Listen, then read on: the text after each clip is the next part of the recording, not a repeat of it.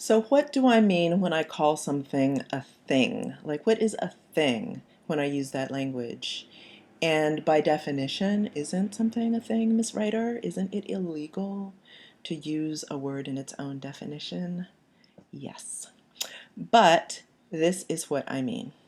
So we live in a physical world, and those of us who live in Western societies in particular kind of move and behave as though the only world is the material world, the physical world, and we're very materialistic. We're into things.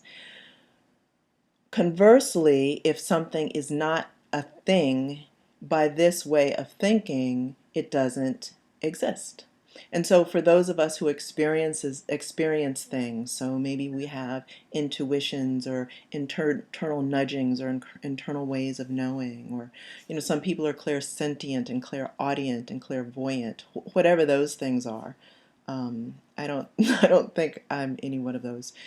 Um, and so if you have those extra sensory perceptions, woo, you're thought to be a little bit weird, or people really question your perceptions.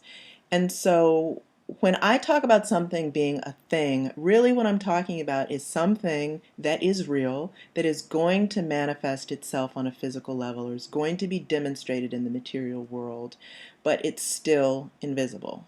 And so the creation of something or the existence of something involves a process. And so things move from an invisible realm to a visible realm, from the spiritual realm to the material realm, from thoughts to things, from the supernatural to the natural world. And so if you think even in terms of a pregnancy, I mean, the genetic material of two individuals comes together, and it incubates microscopically for a long period of time, and then after several months, well, after several weeks, we can begin to see it using things that can detect microscopic things.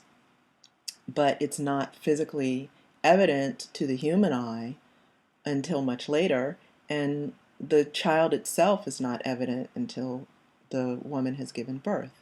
And so that's an example of how things move from an invisible or microscopic realm into a physical realm. Same thing happens with the tree. You plant a seed, it's underground, you can't see anything happening, and then it pops its head above ground, and eventually it's a big thing. So when I talk about things being a thing, that's what I'm talking about, something that's invisible that hasn't yet manifested on a physical level.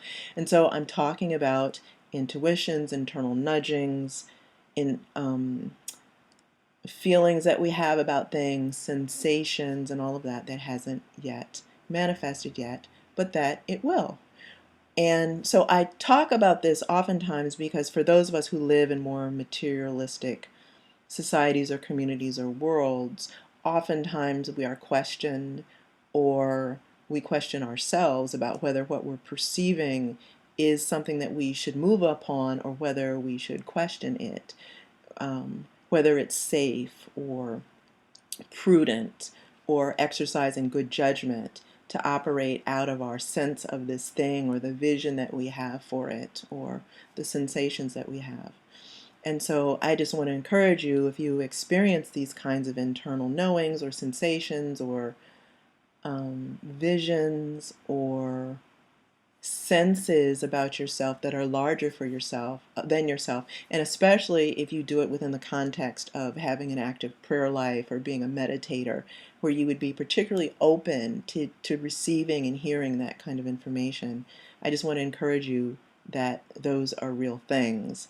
And that's what I mean when I talk about things that are not yet material yet being real things. I hope you find this helpful. Thanks.